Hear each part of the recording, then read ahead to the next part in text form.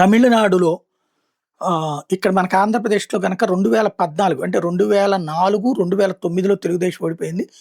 9 తర్వాతన చంద్రబాబు గారు ఈ ఆంధ్ర, తెలంగాణ గొడవల టైంలో పాదయాత్ర చేయడం. ఆ తర్వాత ఆయన ఆంధ్రాలో గెలిచారు.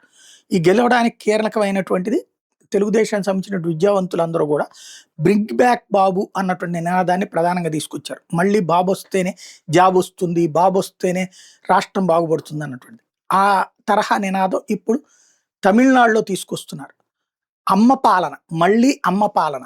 బ్రింగ్ బ్యాక్ అమ్మ రూల్ అన్నటువంటి పాయింట్. ఇప్పుడు అమ్మ చనిపోయిందక్కడ. వాళ్ళమ్మ ఎవరైతే వాళ్ళందరూ అమ్మగా కొలుచుకునేటటువంటి జయలలిత చనిపోయింది. ఏఐఏడీఎంకే ఓడిపోయింది. వరుసగా 2 సార్లు గెలిచిన తర్వాత మొదటిసారి డీఎంకే పాలనొచ్చింది.